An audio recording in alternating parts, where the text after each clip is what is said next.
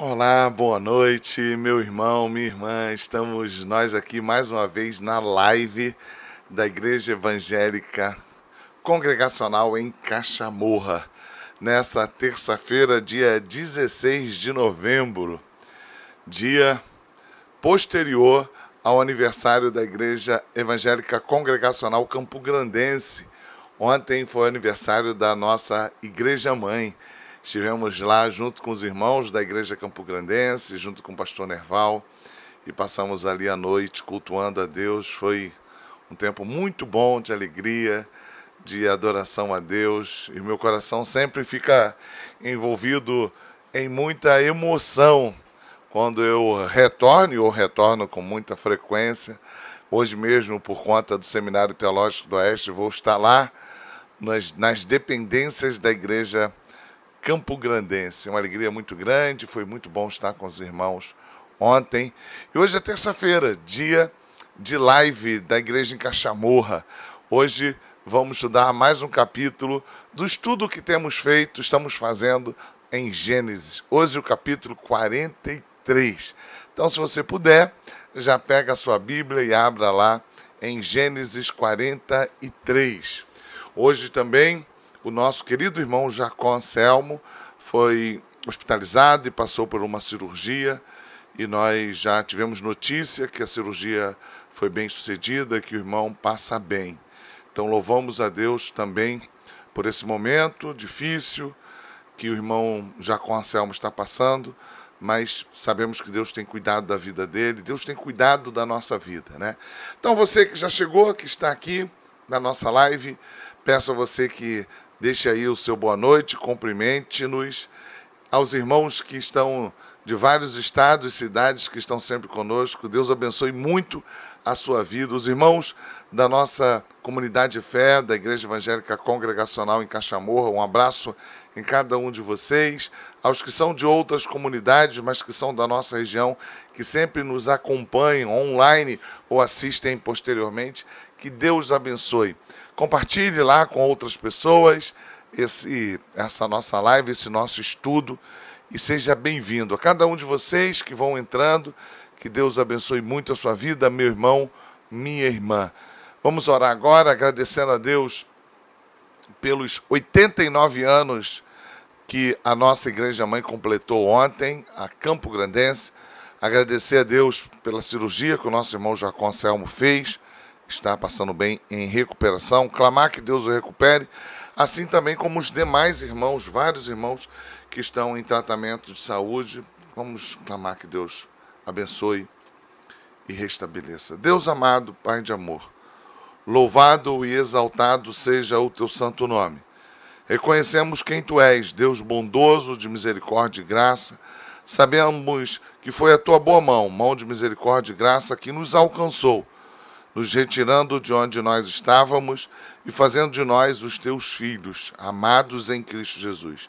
E é em nome dele, Senhor, que nós estamos aqui reunidos para estudarmos a tua palavra, para bendizermos ao teu santo nome, para proclamarmos o nome santo de Cristo Jesus.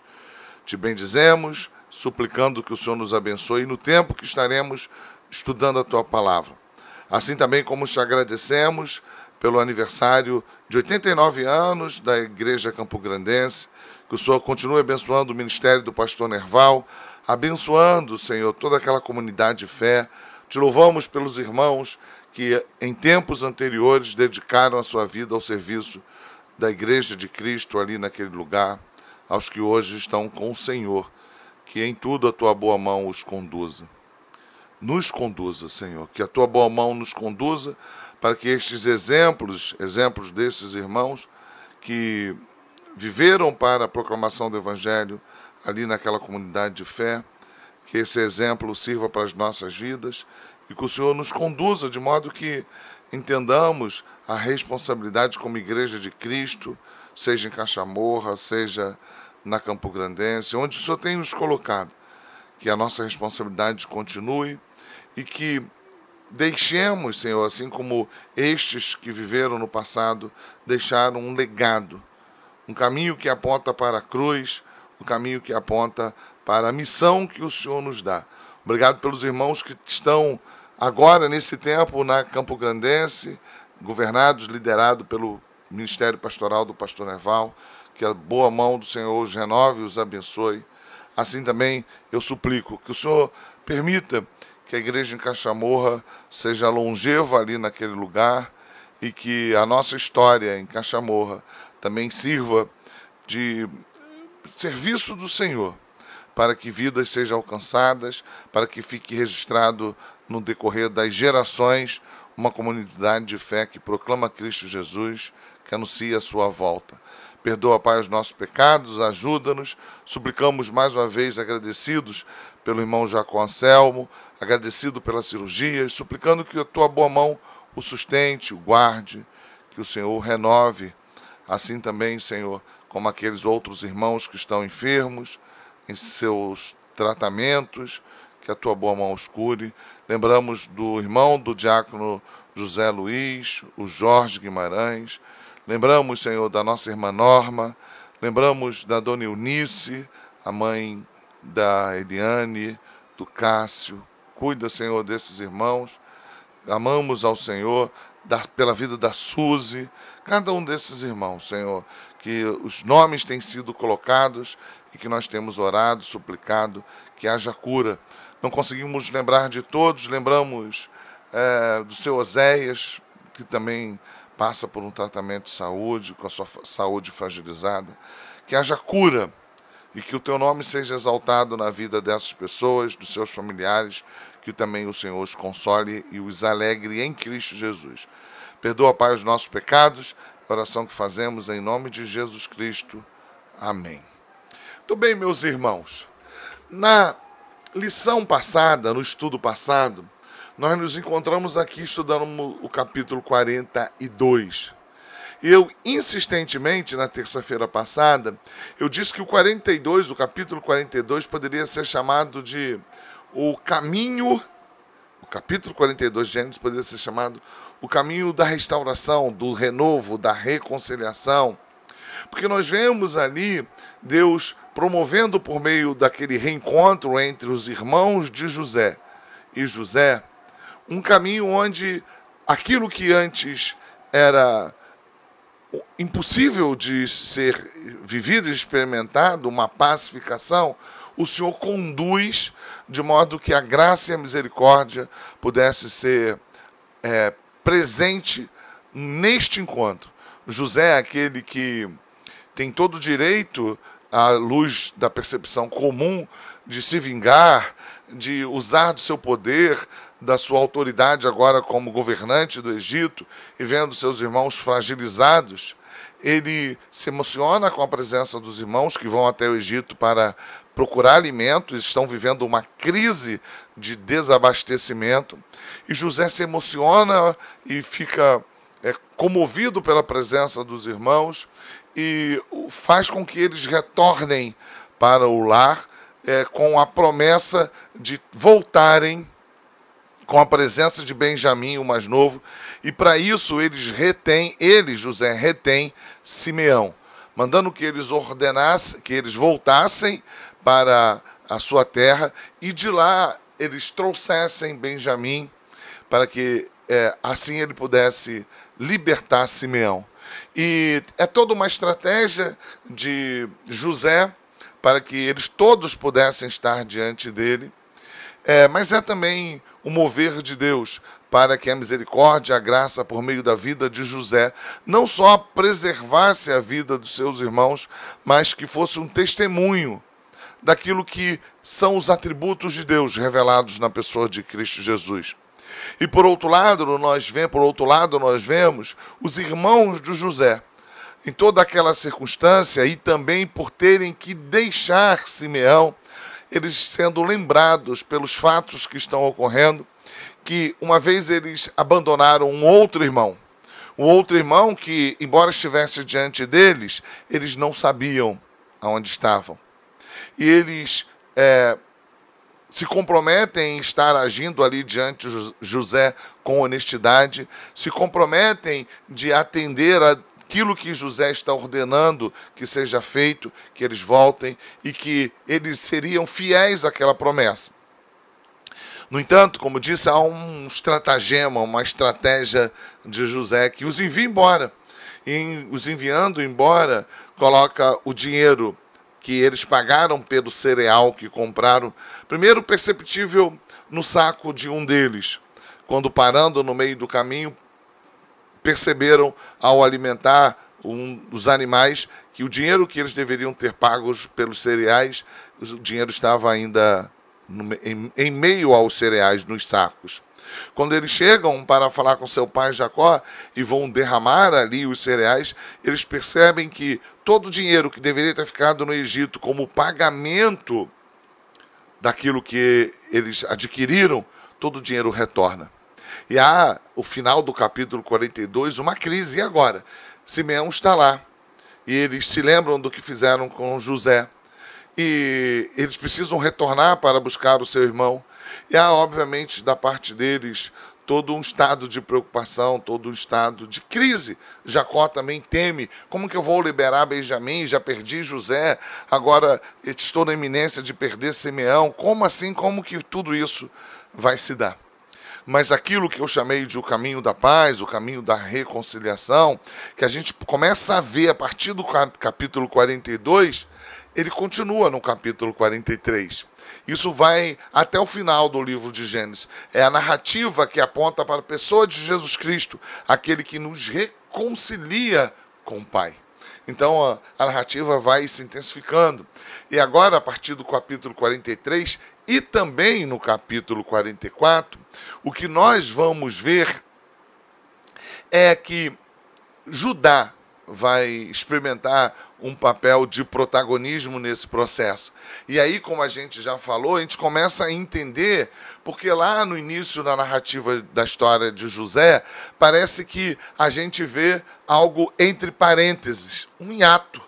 Fala-se a respeito de Judá, a respeito de Tamar, a sua nora, a morte dos seus filhos, e parece que aquela história está fora do contexto. E quando a gente viu este estudo, quando a gente viu aquele capítulo, se não me falha a memória, capítulo 37 ou 38, mas você pode depois procurar exatamente, né? Deixa eu olhar aqui, já vou direto lá no texto, e aí eu acho que é capítulo 37, a gente vai ver agora. Mas você pode ir lá depois de ver o texto, né? Você pode, 38, capítulo 38, disse 37 ou 38, mas é capítulo 38. Você pode ir lá depois nos vídeos nossos gravados, aqui mesmo no canal da igreja, e ver esse estudo, que nós falávamos que não é por um acaso que está lá no capítulo 38, parece-nos que a conversão de Judá, a alteração do seu estado por conta de tudo aquilo que está acontecendo, a morte dos seus filhos e também a relação com Tamar, a sua nora. E é este mesmo Judá que, a partir de agora, ele começa a ganhar uma relevância nessa história, nessa narrativa de José. E a gente vai ver que lá no final do capítulo 49, se não me falha a memória, a gente vai ver Jacó abençoando Judá de uma maneira especial, promovendo a ideia, já em Gênesis, que a salvação viria de Judá. E aqui, a partir do capítulo 43, ele começa a assumir este protagonismo. Obviamente, quando a gente está falando de um protagonismo, não é porque Judá é o protagonista. O protagonista e o personagem central da Bíblia é a pessoa de Jesus Cristo. Mas começa a ficar definido que viria da descendência de Judá a salvação, entre os 12 filhos de Israel. E isso fica claro aqui, porque, se embora anteriormente, no capítulo anterior, a gente vê Rúben trazendo para si a responsabilidade diante dos seus irmãos e uma reflexão daquilo que aconteceu, agora, a partir do capítulo 43, esse voluntarismo,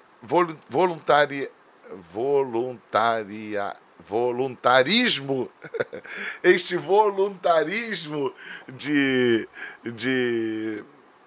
Rúben, ele cessa e começamos a perceber que é Judá que vai revelar esta voluntariedade, é Judá que vai revelar essa disponibilidade, é Judá que vai se dizer, olha, que eu pague o preço se Benjamim não voltar. E no capítulo que vem, no capítulo 44, no capítulo a seguir, da terça-feira que vem, se Deus nos permitir vivê-lo, vamos ver Judá falando isso diante de José. Vamos ver de forma plena Judá se colocando como mediador, entregando a sua vida. Eu morro pelo meu irmão. Então Judá começa a ocupar este papel, que aponta para aquele que virá da tribo de Judá, Cristo Jesus. Então vamos continuar no caminho da esperança, da restauração, da reconciliação. O caminho do perdão, da misericórdia e da graça, descrito em Gênesis 43 também. A fome persistia gravíssima na terra. Tendo eles acabado de consumir o cereal que trouxeram do Egito, disse-lhes seu pai: voltai e comprai-nos um pouco de mantimento. Mas Judá lhe respondeu: fortemente nos protestou o homem, dizendo: não me vereis o rosto se o vosso irmão não vier convosco. Se resolveres enviar conosco o nosso irmão, desceremos e te compraremos mantimentos. Se, porém, não enviares, não desceremos, pois o homem nos disse: não me vereis o rosto se o vosso irmão não vier convosco. Judá está lembrando seu pai daquilo que o governador do Egito, José, que eles ainda não identificaram como seu irmão, dissera a eles: vocês precisam trazer o irmão de vocês, senão vocês, mais novo, senão vocês não verão o irmão que está retido aqui e não poderão comprar mais alimento. Disse-lhe Jacó, por que me fizeste esse mal, dando saber àquele homem que tinha outros irmãos? Responderam eles: o homem nos perguntou particularmente por nós e pela nossa parentela, dizendo: vive ainda o vosso pai? Tendes outro irmão? Respondemos-lhe segundo as suas palavras.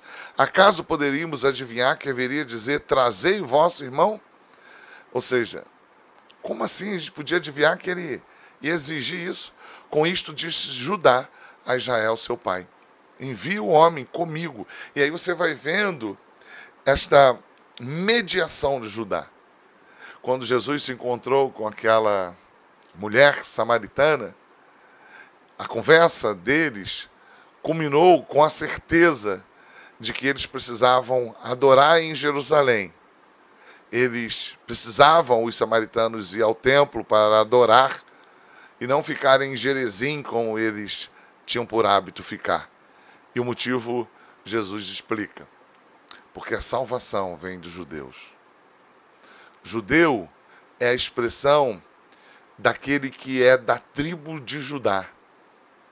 Então, aquilo que ficou denominado anteriormente como o povo de Israel, o povo hebreu, isso acabou sendo limitado, restringido para os judeus, porque os samaritanos não eram nem considerados pelos próprios judeus como povo de Israel. Eram, ao contrário, vistos como pessoas indignas por tudo que a história das demais tribos vivenciaram, experimentaram, por aquilo que Samaria representava na perspectiva dos judeus. A salvação vem dos judeus, foi o que foi respondido. Com isso disse Judá a Israel, seu pai: envia o homem comigo, e nos levantaremos e iremos, para que vivamos e não morramos, nem nós, nem tu, e nem os nossos filhinhos. Perceba o versículo 8º. A salvação vem de Judá. Judá está dizendo: para que vocês não morram, para que nós não morramos, eu pago o preço se for necessário. Isso, irmãos, é um apontamento claro, direto, assim no alvo, para a pessoa de Jesus Cristo. A mediação de Judá não é uma mera intercessão, é a disponibilidade daquele que coloca a sua vida para que haja vida. Eu serei responsável por ele. Da minha mão o requererás. Se eu não trouxer e não puser a presença, serei culpado para contigo para sempre. Então você vê Judá aqui assumindo um papel não só de mediação como um intercessor, mas aquele que disponibiliza a própria vida como garantia da vida para os irmãos, para o pai, para a família, para a casa de Israel. Se não nos tivéssemos demorado, já estaríamos com certeza de volta a segunda vez. Ele está dizendo: a gente demorou muito tempo aqui, a gente precisa voltar. Respondeu-lhe Israel, seu pai, se é tal, ou seja, se você está disposto a pagar com a sua própria vida, fazei, pois, isto, tomai do mais precioso desta terra, nos sacos para o mantimento, e levai de presente a esse homem um pouco de bálsamo e um pouco de mel, aromatas e mirra, nozes de pistácia e amêndoas. Ou seja, leva presentes. E você vai ver que não somente isso, que ele vai pagar em dobro o dinheiro que foi devolvido. O que Jael está fazendo é parecido com aquilo que ele fez lá atrás, quando ele se encontrou com seu irmão Esaú. Leva um pagamento para apaziguar. Leva um pagamento para comprar o perdão que nós tanto precisamos para que tenhamos vida. Mas nós somos lembrados que existe um perdão, existe uma salvação, existe uma redenção que não pode ser paga. Só pela vida do descendente de Judá. Não há nada que podemos fazer para obtermos de Deus misericórdia e graça. Não há nada que podemos fazer para que haja reconciliação. É um estado sem reconciliação. E Jacó está usando basicamente da mesma prática, do mesmo hábito, da mesma metodologia que usou. Esaú perdoou Jacó pela misericórdia de Deus. Levai também vosso irmão, versículo 12, perdão. Levai também dinheiro em dobro e dinheiro restituído na boca dos sacos de cereal. Tornai a levá-lo convosco. Pode bem ser que fosse engano. Vai lá, convence ele. Levai também vosso irmão. Levantai-vos e voltai àquele homem. Deus Todo-Poderoso. E aí ele vai usar uma expressão, e você precisa entender isso, que o próprio Deus comunicou a Abraão, o avô de Jacó, o pai de Isaac, quando ele fez promessa de que abençoaria a sua dinastia e que as famílias da terra seriam abençoados por meio do seu filho que viria, Isaac. E não é por um acaso agora que Jacó está usando esta expressão, porque existe uma situação do improvável, do impossível. Como que esta dinastia vai continuar? Então ele clama ao Deus Todo-Poderoso, o El Shaddai, aquele que se revelou a Abraão como aquele que garantiria a sua descendência. E neste momento ele está evocando o nome desse Deus, o El Shaddai, que deu ao homem velho e idoso e à mulher igualmente velha e idosa e estéril o filho prometido. Deus Todo-Poderoso vos dê misericórdia perante o homem. E isso aqui, como eu disse, está lá ligado a Gênesis 12, a Gênesis 15, a Gênesis 17, aos momentos onde Deus chama Abraão e faz aliança com ele, e promete, e se revela, e se apresenta. Eu sou o El Shaddai, eu sou o Todo-Poderoso. E Jacó, que é filho de Isaac, que agora conhece o Todo-Poderoso Deus, porque se encontrou com ele, foi tocado por ele, está dizendo que o pai de Abraão, o Deus da providência, o Todo-Poderoso, que ele nos alcance, que ele nos abençoe, que diante desse estado improvável, que ele nos conduza. A reconciliação, irmãos, só pode ser feita por Deus. O restabelecimento do pagamento da dívida só pode ser feito pelo Deus Todo-Poderoso, El Shaddai, revelado como homem, o Verbo encarnado.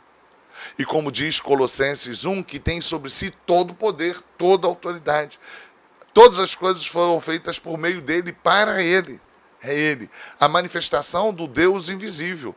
É o Deus invisível tornado visível. Cristo Jesus.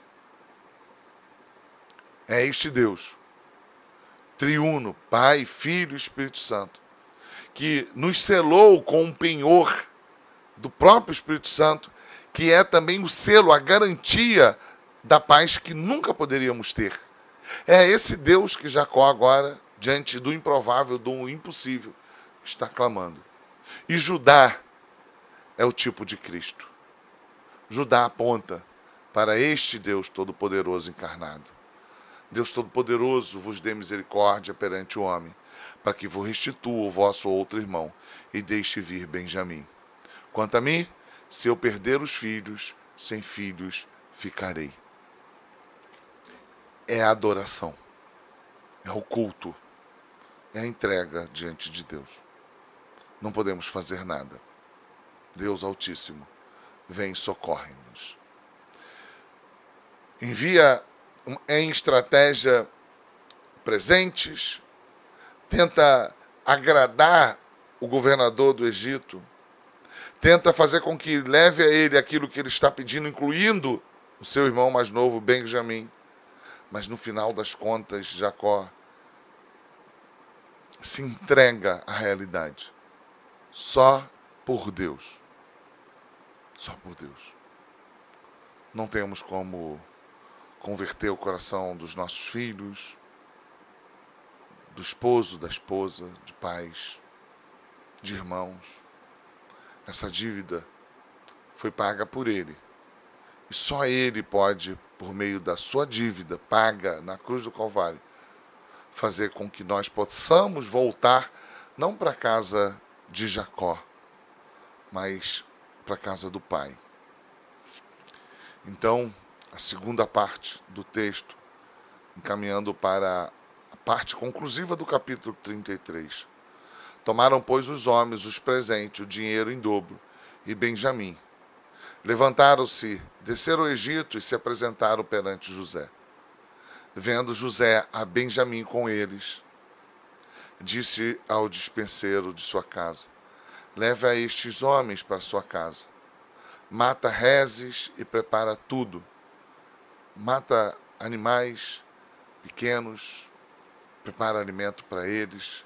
É uma caminhada longa, estavam com fome. Pois estes homens comerão comigo ao meio-dia. Fez ele como José lhe ordenara e levou os homens para a casa de José. Os homens tiveram medo, porque foram levados à casa de José, e diziam: é por causa do dinheiro que da outra vez voltou nos sacos de cereal para nos acusar e arremeter contra nós, escravizar-nos e tomar nossos jumentos. E chegaram ao mordomo da casa de José e lhe falaram à porta e disseram: ai, senhor meu, já uma vez descemos a comprar mantimentos.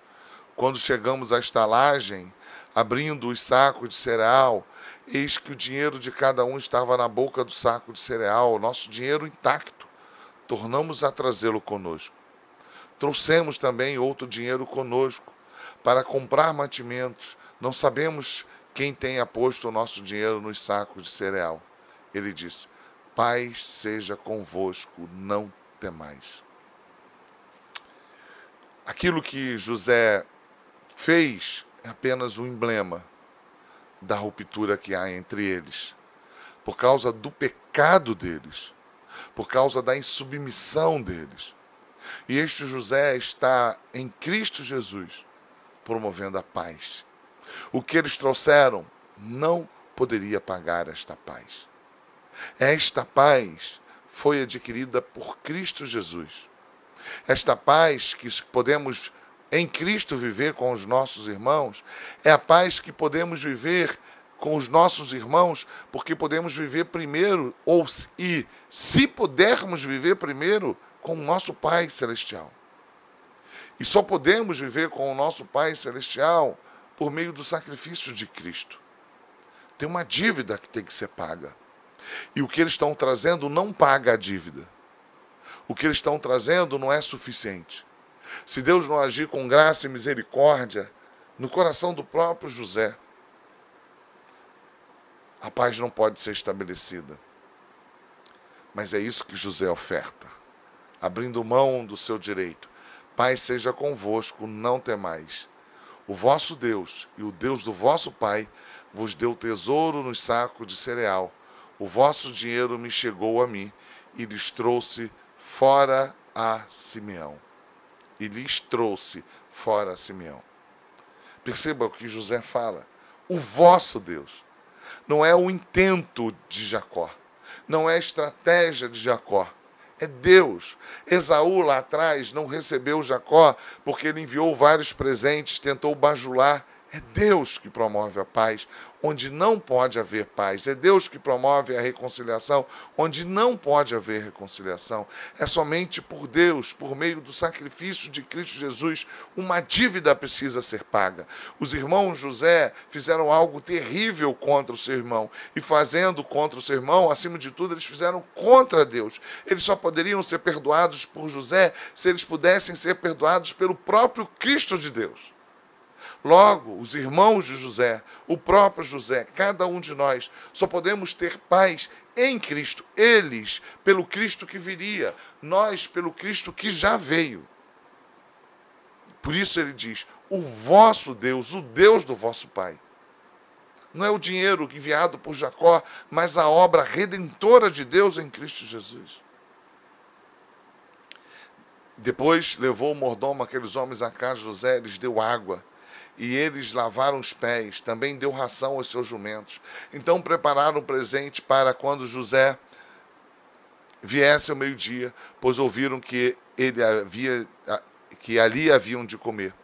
Chegando José à casa, trouxeram-lhe para dentro o presente que tinham em mãos e prostraram-se perante ele até a terra. Está cumprido o que Deus tinha dito que seria. Eles estão prostrados diante do seu irmão. Aqui não é a figura de José, é se dobrar diante da profecia de Deus, da palavra de Deus, é se dobrar diante do poder de Deus, é se dobrar diante do nome de Deus, é se dobrar diante da autoridade de Deus, que foi Deus que disse a José que eles se prostrariam diante dele. Está cumprido, está feito, está consumado. O Deus que não falha, o Deus que não tarda. E aquilo que Deus disse que aconteceria está posto com a presença de todos eles, incluindo Benjamim. Deus fez de José boca de Deus. Vai lá e fala o que eu estou te revelando. Eles se prostrarão. E estarem prostrados diante de José é estarem prostrados diante da palavra de Deus, da verdade de Deus. Prostraram-se perante ele até a terra. É assim que todos os homens um dia estarão. Prostrados diante de Deus, não na figura do homem José, mas na figura do homem Jesus Cristo, o homem e Deus, prostrados diante dele. Prostrados diante dele. Prostraram-se perante ele até a terra. Um dia, todos estarão prostrados diante de um homem, não José, Cristo Jesus. O varão perfeito, o novo Adão, o verbo encarnado. Para que estes homens possam viver da reconciliação de forma plena, a paz de forma plena, no governo, no reino, não do governador do Egito, mas de Cristo Jesus, o Rei da Glória. Eles lhe perguntou pelo seu bem-estar e disse, vosso pai, o ancião, de quem falaste, vai bem, ainda vive. O cuidado de José, a honra que ele dá a todo momento, preocupando-se com seu pai. Ame seu pai, perdoe seu pai, honre seu pai. Faça isso quando houver tempo, meu irmão, minha irmã. Permita-me abrir um parêntese que não é o centro desse estudo, mas vai lá. Se você tem um pai biológico, um pai que Deus está te dando, honra ele, ame-o. Ame-o. Se houver necessidade de que você peça perdão por algo que você fez, peça perdão. Responderam, vai bem o teu servo, nosso pai vive ainda. E abaixaram a cabeça e prostraram-se. De novo a ideia, prostrados diante de José, prostrados diante de Deus, daquilo que ele disse que aconteceria, porque a palavra do Senhor não falha nunca, nem uma só vez. Levantando-se José os olhos, viu a Benjamim, seu irmão, filho de sua mãe, e disse: é este o vosso irmão mais novo, de quem me falaste? E acrescentou: Deus te conceda graça, meu filho. José se apressou e procurou onde chorar, assim como aconteceu no capítulo 32.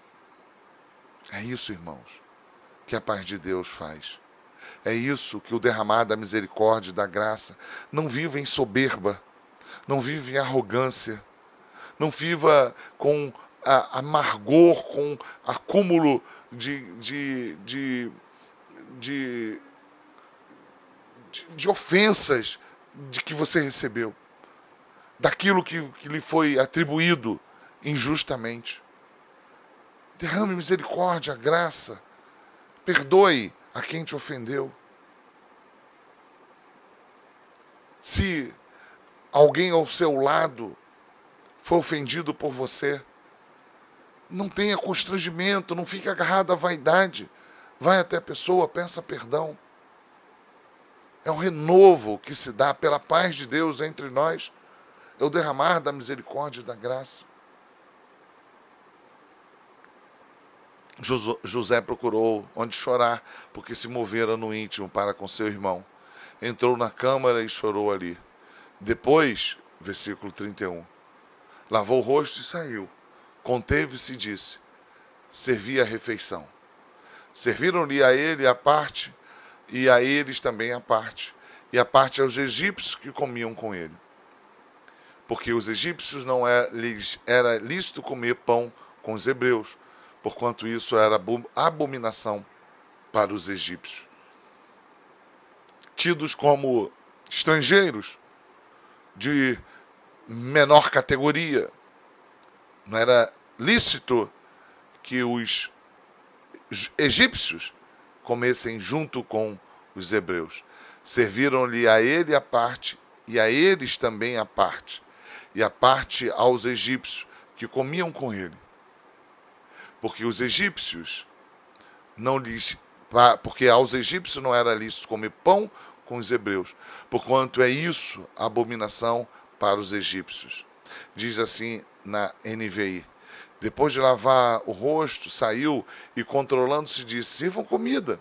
Serviram a ele em separados dos seus irmãos e também dos egípcios que comiam com ele, porque os egípcios não podiam comer com os hebreus, por isso lhe era sacrilégio, diz a NVI, para eles. E assentaram-se diante dele, o primogênito segundo a sua primogenitura, o mais novo segundo a sua menoridade. O que ele quer dizer? Houve uma organização de acordo com a faixa etária na forma como eles sentaram. Disto os homens se maravilhavam entre si. Então lhes apresentou as porções que estavam diante dele. A porção de Benjamim era 5 vezes mais de qualquer deles, e eles beberam e se regalaram com ele. Aquilo que estamos vendo aqui em José é parcial. É os ofensores sentando à mesa junto com aquele a quem eles ofenderam. Mas haverá um tempo, meu irmão e minha irmã, onde nós não estaremos separados daquele a quem nós ofendemos.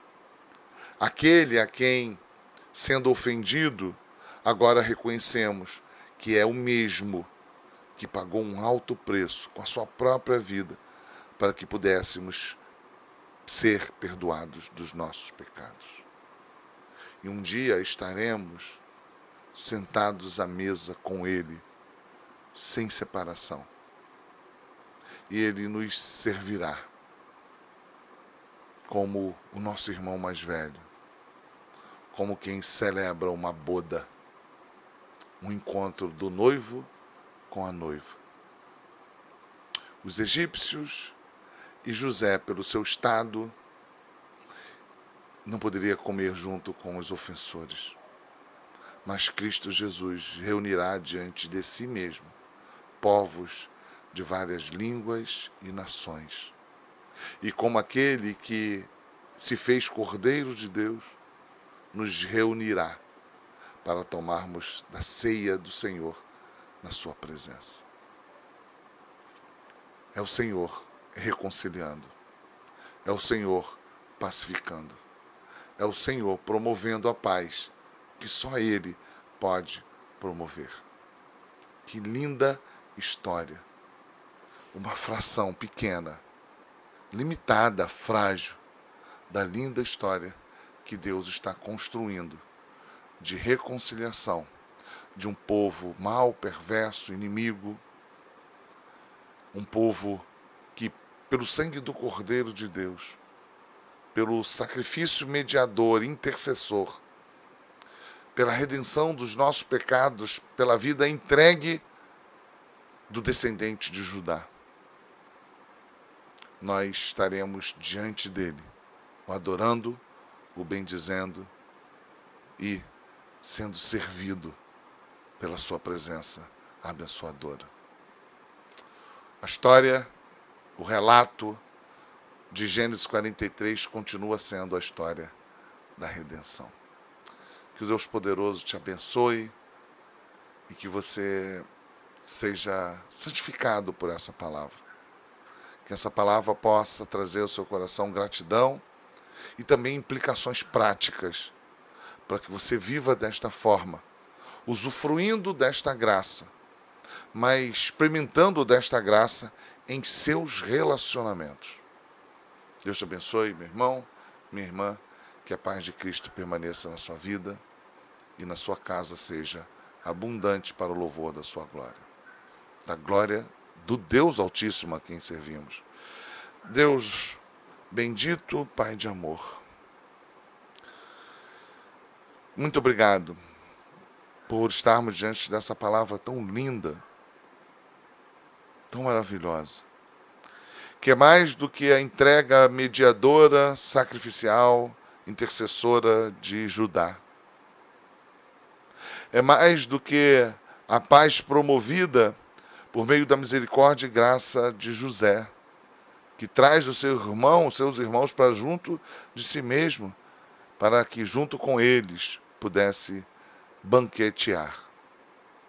Porque a mediação de Judá é insuficiente.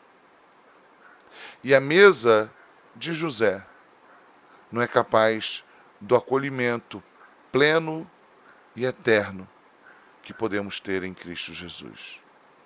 Mas ao olhar para essa história, podemos ver como o Senhor quer nos chamar a atenção daquilo que é maior, daquilo que é cabal, daquilo que é definitivo, que é o sacrifício de Cristo Jesus, o nosso irmão, aquele que se fez como nós, para que recebesse como homem a culpa que nos cabia, para que por meio dele pudéssemos retornar à casa do Pai, não à casa de Jacó, não a uma nacionalidade, mas à casa do Pai, o Pai Celestial, para podermos na eternidade experimentarmos do banquete que é a tua própria presença.